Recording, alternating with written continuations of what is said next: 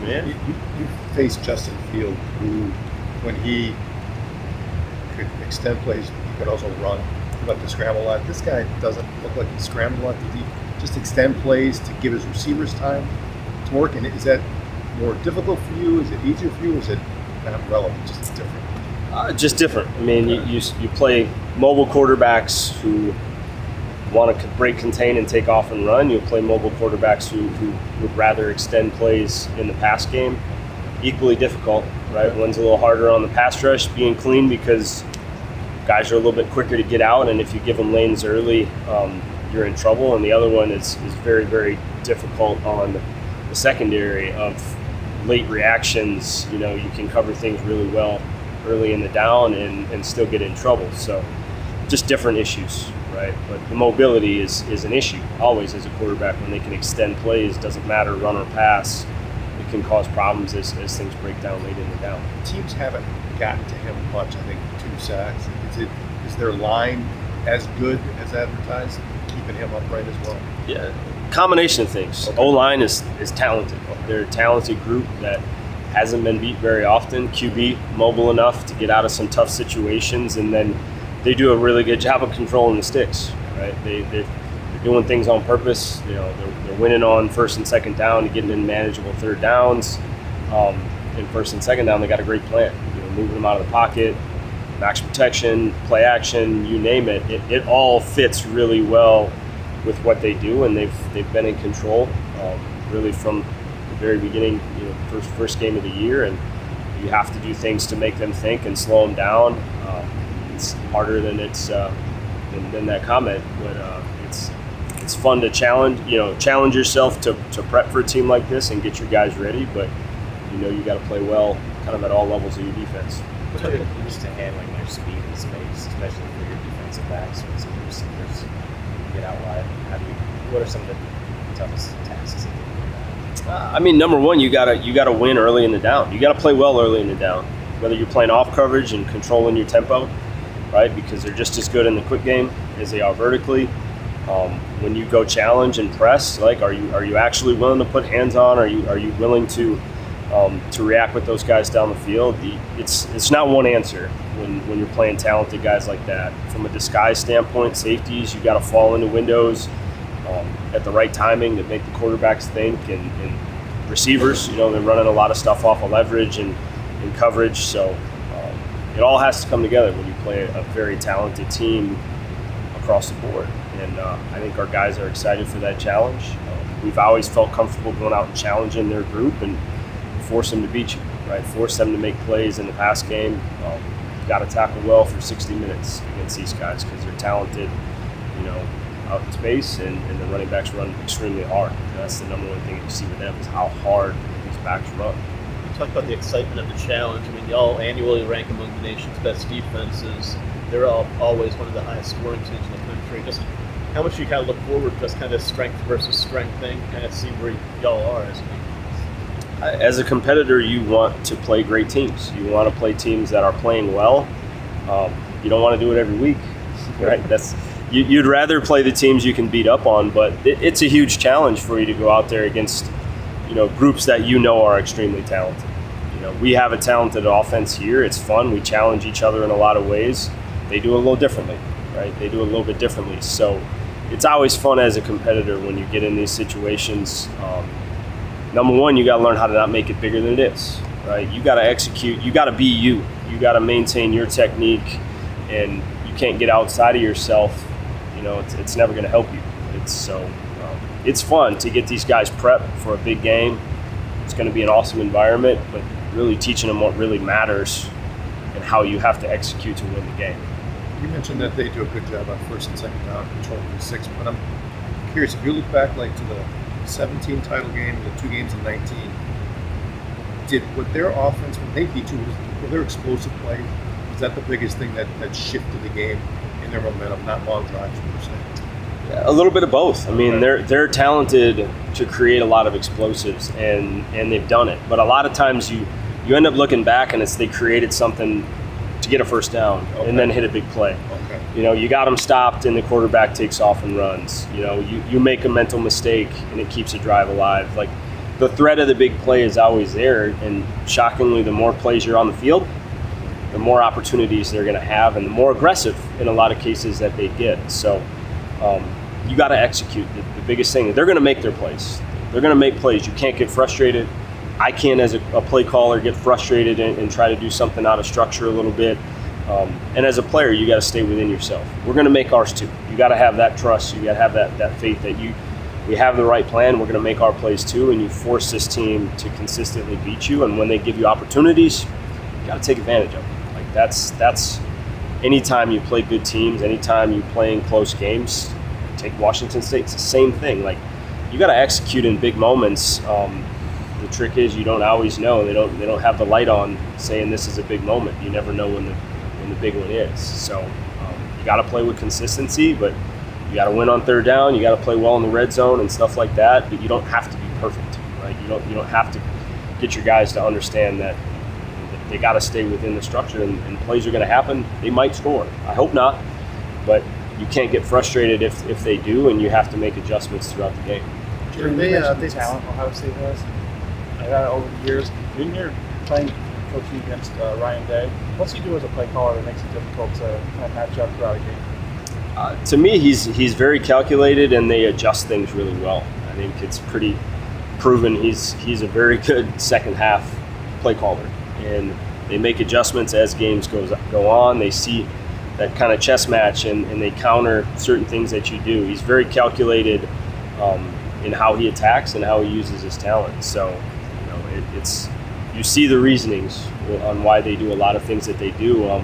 Doesn't make it easier to defend it, but you kind of tip the cap to them. Like they don't put themselves in bad positions very often, and if they can find ways to attack something that they know, they're going to take advantage of it. It seems like they've created this gap between themselves and almost everybody else in the league. How have they done that, and how do you shrink that gap? Recruiting is always a huge piece. They got a lot of talented guys, and continue to churn them out and bring them back in. You gotta go out there and be willing to fight against them that way, right? You got to recruit well and know what sells and what gets kids into your program that are willing to go challenge. Outside of that, they're well coached. I don't know. There's no magic when you got talented players that are well coached, usually, and buy in to what you're doing and what the team culture is. Like, you're going to have talent, and everyone in the country is trying to match that. If I knew the answer, right, we'd be doing all of it, right? But you got to have a culture. You got to have a place that kids want to come play, and then you got to coach the hell out of them and develop them. The biggest mystery to me is always that talented players don't develop.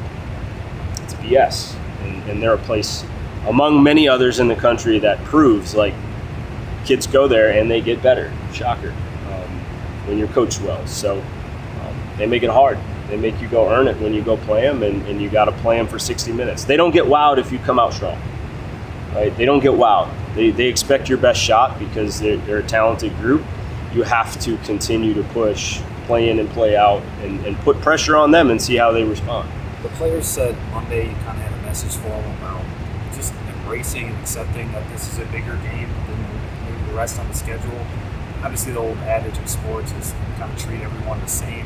Well, why did you want to deliver that this week for Ohio State, or have you done that in the past with any particular opponent? Yeah, I think the message, it can be taken a lot of ways, right? It counts for one. It does count for one. So in a sense, right, you can't make it bigger than what it is, but you're kidding yourself if going and playing in front of 100,000 people on the road for the first time, if you're going to have that same feel in pregame that we did last week, right? So I think it's an awareness of understanding, like, you can either admit that it's going to be a lot of fun and an awesome atmosphere right now and get ready for it, or you show up on game day and go, damn, this is pretty cool. I'm excited because it's first time on the road. You learn a ton about a team. You absolutely learn a ton about a team. So to me, the message was more of, like, accepting that you're playing good teams in a great environment at their place, right? You got to go in there with confidence, and you got to go in there ready to communicate, because that's what going on the road against good teams is all about, right? And if you really trust, you better know and trust what you're doing, or they can cause some trouble, right? There's going to be some situations where it's hard to talk, right? If you don't know what you're doing, you're going to be in trouble. So it's not necessarily to make the game bigger or smaller than it is. It's one-on-one, right, in the schedule. Like, you got to handle it that way, but from an approach standpoint, there's certain things that change when you play on the road. There's certain things that change when you play against talented groups that you have to understand. The urgency of how you handle your business this week needs to be there. 3 weeks in, what's your evaluation of the number ones? Our group? Yeah. I like the way they've challenged and competed. You know, I think we have a very deep group that pushes each other. They trust and believe in what we do, and they're playing really hard. You know, we've made a lot of plays. You know, got some interceptions, TFLs, sacks, stuff like that. Can't take a week off. You know, we're still learning about that group. We said first time on the road. You know, you're getting deeper into a season now. Not that we're on the back half or anything like that, but we're just learning how these guys respond, and it helps me as a play caller. The more I learn about guys and how they respond to good and bad and everything in between, it helps me out. So I think we're still learning. We're still growing as a group, but I'm excited of how they've responded week in and week out so far. Did Alexander Smith have a setback at some point? I know we talked at the beginning of camp, we were expecting him back before the season, now it's been 2 months. Yeah, it's always hard to say setback or not setback with injuries, right? There are initial timelines, but they're very general. So anytime you got guys coming back from specific injuries, and it's getting guys to understand, like, we might have told you 4 weeks, but there's no magic in that, crossing that date off on the calendar. You just got to continue to push and get better, and you feel like he's close, right? But has not been able to really go out there and be himself, and we're not going to put him in a situation where he can either hurt himself or just not play up to his ability. Jay, going back to CJ Stroud, just 11 touchdowns, no interceptions, almost 1,000 yards. He's a leading Heisman candidate right now. What jumps out to you about him? What makes his game so special? To me, accuracy. He throws the ball. He's a very accurate quarterback. He gets through the progressions they asked him to make very quickly. And then on top of that, you add the ball placement. So he's fun to watch because I think he understands everything they ask him to do, and he does it really, really efficiently. You know, there's a lot of games, and a lot of times you look and be like, that was way too easy for that kid. So you have to try to play the game with him and force him to think and force him to beat tight coverage. And even teams who've done it, he's done it. He's gotten results. So definitely difficult to plan for, and you have to be willing to go toe-to-toe with a guy like that because he's going to make a number of throws and beat the right call that you had. He's going to beat your coverage. He's going to throw the ball into tight windows, and you got to find ways to slow him down and frustrate him a little bit. With Marvin Harrison Jr., obviously a huge start to the year. You obviously played his dad a couple of times in the NFL. Do you see any similarities between the two there? He's a lot bigger than his dad. To me, you see the route running. You see, how aggressive he is. That, the catch point and in and out of breaks. That's the stuff that you kind of reminds you of the way his dad played.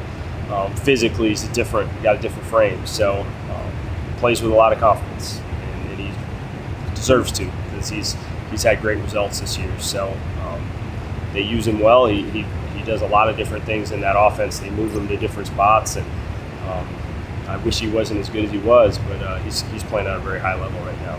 With your secondary, you had a number of transfers. You had to deal with multiple injuries back there. How do you feel they performed so well, particularly defending the pass, and how ready are they for the kind of challenge you're going to face Saturday? I think they've done a great job of coming together as a group, learning what we do, and playing with confidence within it.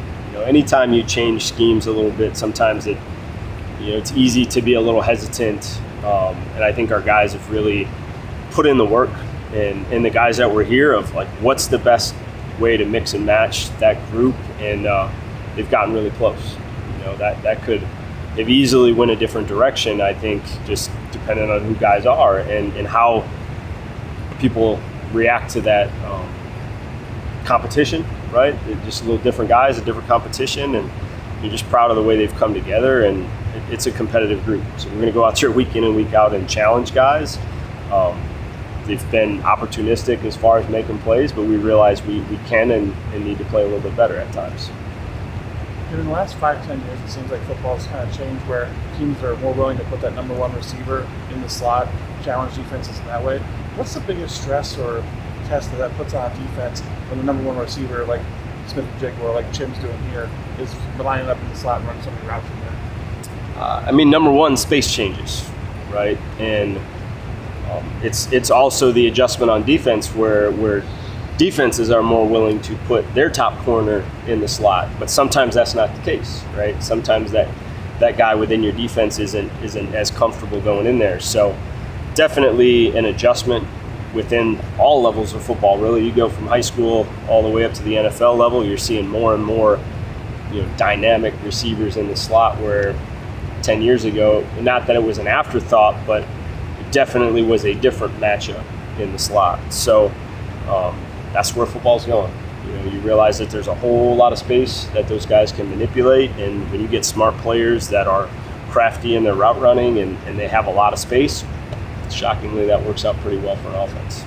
Jim, I know all talk about the passing game for Ohio State, but the rushing attack, a couple of players near 200 yards, 3 games through the season. What do you see on film from Williams and from Henderson too? So number one is just how hard they run. They are a very physical group. They have home run ability, but they're going to make you tackle them every single play, and which puts a lot of stress on you as a defense. They're not looking to be real cute. They're going to stretch, they're going to get vertical, and they're going to try to break arm tackles and run you over if they have to. So that's the number one thing that I see with those guys. I think as the season goes on, they will be used more in the pass game. They really haven't had to up to this point, but not falling for the hype that they're not really threats in the pass game because they've done it before. Number one, I said the thing that I tip my cap to them is just how hard and how physical that they run, and you can tell they compete with each other and they're competing for every carry that they get. How would you grade your tackling so far at this point? I think it's been up and down.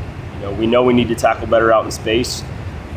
Early on in the season, sometimes in tight quarters, we weren't bringing our feet, but I think the last 2 games were significant improvements that way. It's tackling's week to week, man.